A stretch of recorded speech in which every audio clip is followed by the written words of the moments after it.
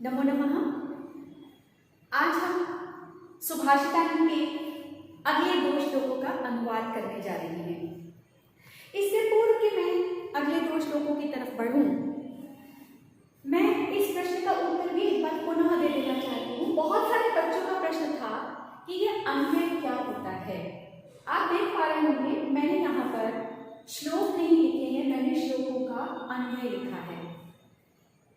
मैंने अपनी पिछली वीडियो में भी ये कहा था, इसका अर्थ मैंने वहाँ भी बताया है। हम अन्वय कहते हैं जो श्लोक में लिखा गया होता है, कहा गया होता है, जो पद्यात्मक रूप से बोला गया होता है, उसे हम तर्कपूर्ण आधार पर, तर्क के आधार पर एक निश्चित क्रम में रखते हैं ताकि उसका हम अर्थ सहजता से समझ सकें। ये भी कह सकते हैं कि अर्थ हमें समझ में आता है कुछ कुछ शब्दों का, तो हम समझ पाते हैं कि यही शब्द पहले होना चाहिए, ये शब्द बाद में होना चाहिए। इस आधार पर हम अन्वय करते हैं श्लोकों के अंतर्गत। आपकी पुस्तक का तीसरा श्लोक देखेंगे सब लोग। इस पर जहां लिखा है लुब्धस्य नश्यति यशः पिशुनस्य मैत्री नष्टक्रियस्य कुलमर्थपरस्य धर्मः विद्याफलं व्यसनिनः कृपणस्य सौख्यं राज्यं प्रमत्तसचिवस्य नराधिपस्य। मैंने इस श्लोक का अन्वय जो किया है, यहाँ देख पा रहे होंगे नश्यति शब्द जो यहाँ शुरू में था उसे मैंने अंत में लिखा है। आप देख पा रहे हैं मैंने इसे अंत में लिखा है। ये क्रिया है और इस क्रिया को हमने सबसे आखिरी में लिखा है क्योंकि हमारा अन्वय कहता है वाक्य के अंदर आपको कहीं ना कहीं शुरू में कर्ता को रखना है और अंत में क्रिया को रखना है। इस नश्यति शब्द का अर्थ है नष्ट हो जाता है। यहाँ इसका अर्थ लिखने से पहले आप लोगों का काम इसके आगे जो हम कर रहे हैं, नीचे वाला जो मैंने बताया था, आप लोगों ने शायद बहुत ध्यान से सुना समझा नहीं है, एक बार पुनः बता रही हूँ, इसीलिए सामने आके मैंने कोशिश की कि मैं बता पाऊँ। नंबर डालेंगे यहाँ पर जो शब्द आपके लिए नए हैं, निश्चित रूप से ये सब कुछ नए शब्द होंगे, कुछ शब्द आपके लिए आसान हैं, सुने हुए हैं आप लोगों ने, तो आपको जो शब्द आसान लगे आप छोड़ सकते हैं। जो आपको लगे कि नहीं ये मैंने पहली बार ही देखा है, उसका अर्थ लिखना बहुत आवश्यक है। तो यहाँ लुब्धस्य नंबर 2 पे मैं लिख रही हूँ यशः, पिशुनस्य के लिए मैंने नंबर 3 लिखा है, मैत्री को मैं लिख रही हूँ 4, नष्टक्रियस्य के लिए शब्द है मैंने 5 नंबर डाला है, कुल शब्द मेरे लिए मैं मान रही हूँ कुल खानदान, आपको लगे तो आप वो भी लिख सकते हैं। अर्थपरस्य को मैंने 7 लिखा है, धर्म का अर्थ आपको सभी को पता है। व्यसनिनः के लिए मैं वापस व्यसनिनः नंबर 8 डालूंगी, विद्या का फल शब्द बिल्कुल स्पष्ट है। कृपणस्य नंबर 9 लिखेंगे, सौख्यम के लिए नंबर 10 लिखेंगे, प्रमत्त मैं अलग नंबर डाल रही हूँ प्रमत्त शब्द के लिए, और सचिवस्य के लिए नंबर मैं अलग डाल रही हूँ 12। नराधिपस्य नंबर लिखूंगी मैं 13। राज्यम शब्द बिल्कुल स्पष्ट है, और नश्यति भी अभी आपको बताया मैंने नष्ट हो जाता है। आप चाहें तो यहाँ पर भी एक नंबर डालकर इसका अर्थ भी लिख सकते हैं।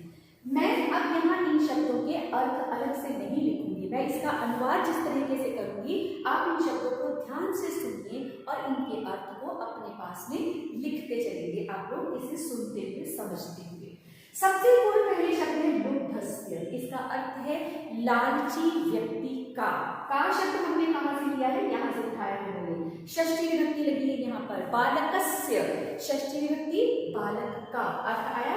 लुब्धस्य अर्थात लोभी व्यक्ति का, लालची व्यक्ति का। लालची व्यक्ति का नष्ट हो जाता है, ये नष्ट हो जाता है शब्द जो है यहाँ इस पूरे श्लोक के अंदर बहुत सारी व्यक्तियों के साथ जुड़ा हुआ है। किसका क्या नष्ट हो जाता है उसका उत्तर मिलने वाला है आपको इस सुभाषित के अंदर।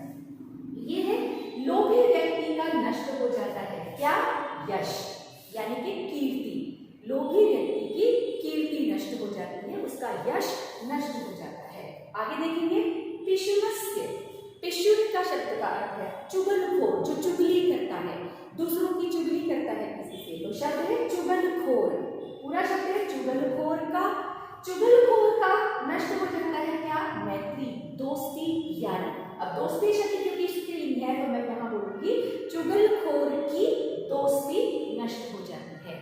अगर आगे देखेंगे नष्टक्रियस्य, ऐसा व्यक्ति जिसकी क्रियाएं नष्ट हो गई हैं, जो अकर्मण्य हो गया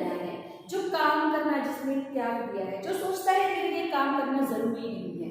तो जो अकर्मण्य व्यक्ति है वो उसका कुल नष्ट हो जाता है। कुल अर्थात खानदान, उसका वंश भी नष्ट हो जाता है।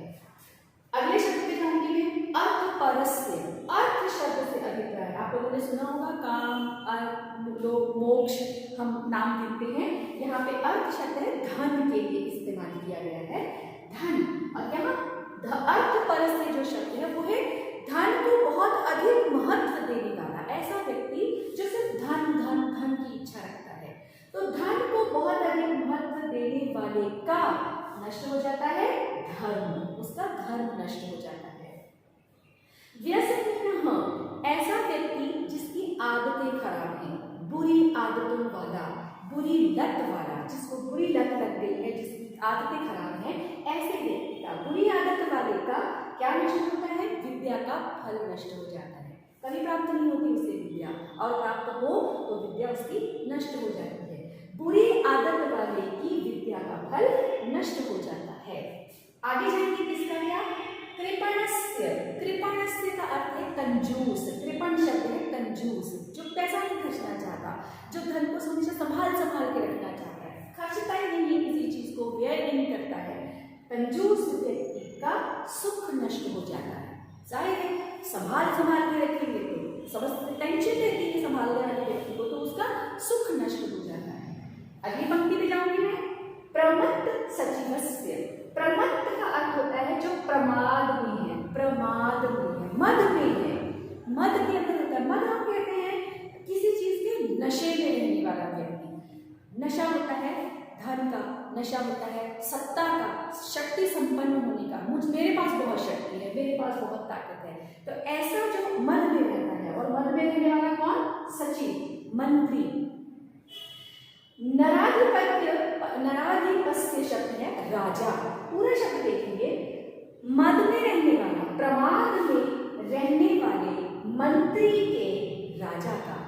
ऐसा राजा जिसका ऐसा मंत्री है जो प्रमाद में रहता है, जिसे मद है किसी भी सत्ता का, शक्ति का। तो ऐसे राजा का जो कि प्रमाद में रहने वाला, जिसका सचिव है, प्रमाद में रहने वाले मंत्री के राजा का राज्य नष्ट हो जाता है। एक बार पुनः सुनेंगे पूरा, जहां पे मैं बिना रुके पूरे वाक्य को बोलने का प्रयास करूंगी। लालची व्यक्ति का यश, चुगलखोर की मैत्री, अकर्मण्य व्यक्ति का कुल, धर्म को अधिक महत्व देने वाले का धर्म,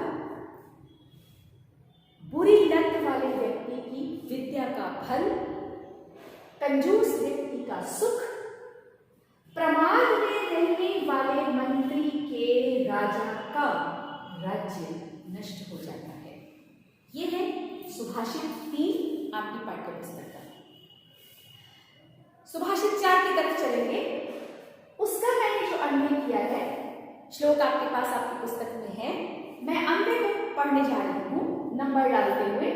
1 असौ, 2 मधुमक्षिका, 3 तू।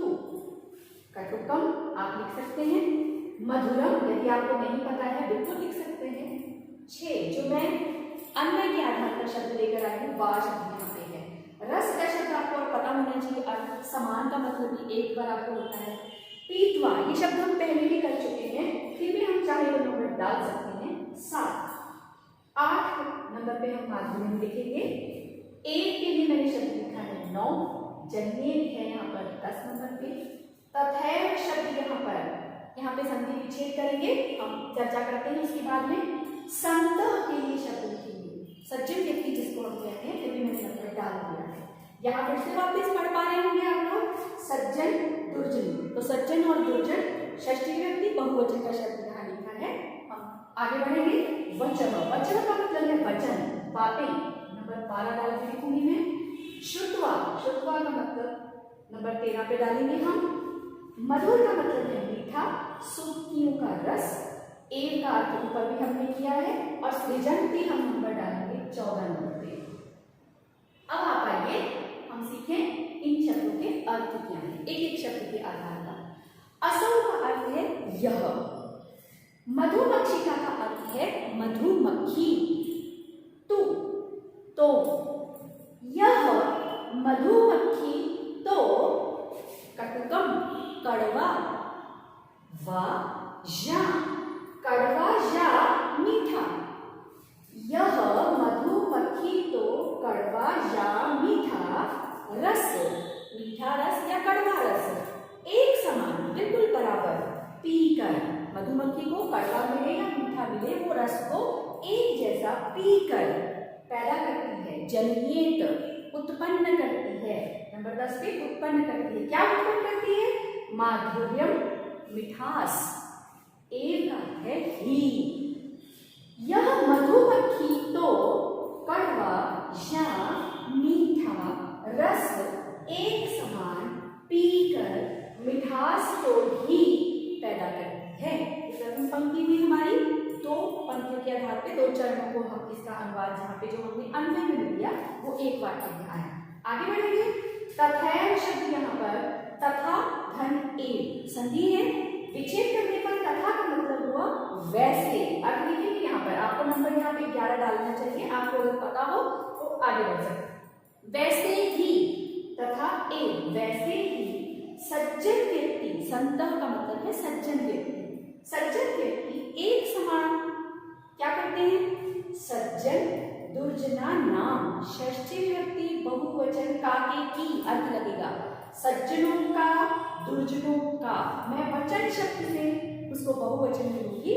सज्जनों के और दुर्जनों के वचनों को, सज्जनों की और दुर्जनों की बातों को श्रुतवा सुनकर मधुर सूक्त रसम, मधुर मीठे सूक्ति का रस ही सृजंती बनाते हैं, सृजन करते हैं, लिखते हैं। यहाँ देखिए, संत लोग अच्छी बातें कहते हैं, सज्जन व्यक्ति अच्छी बातें लिखते हैं, अच्छी बातें कहते हैं, जबकि वो भी क्या करते हैं? सज्जनों की बात भी सुनते हैं, दुर्जनों की बात भी सुनते हैं, फिर भी वो केवल अच्छा अच्छा ही लिखते हैं, कुछ भी बुरा नहीं कहते, कुछ भी बुरा नहीं लिखते, किसी भी बुरी चीज का सृजन नहीं करते। दूसरी पंक्ति को एक बार पुनः देखेंगे। वैसे ही सज्जन लोग एक समान सज्जनों के और दुर्जनों के वचनों को सुनकर मधुर सूक्ति का रस ही बनाते हैं, अर्थात मधुर सूक्तियों के रस का ही सृजन करते हैं। ये हुआ आपके सुभाषिताएं के श्लोक 3 और श्लोक 4 का हिंदी अनुवाद अन्वय के साथ, शब्दों के अर्थ के साथ। इन्हें अपनी कॉपी के ऊपर लिखिए। पहले आप अन्वय लिखिए, उसके बाद हिंदी में अनुवाद लिखिए। इन शब्दों के अर्थ को आप लोग अपनी पुस्तक के अंदर शब्द में नंबर डालकर लिख सकते हैं। आप चाहिए तो इन शब्दों को एक बार पुनः नंबर 1 नंबर 2 डालकर कॉपी पर भी लिख सकते हैं, पर मेरा विचार है कि आप लोग अपनी पुस्तक के ऊपर ही नंबर डालिए और उस पुस्तक के ऊपर जहां आपको खाली जगह दिख रही है वहां पर आप इन शब्दों के अर्थ को लिखिए, ताकि आपकी कॉपी के ऊपर बार बार अर्थ को लिखना ना पड़े।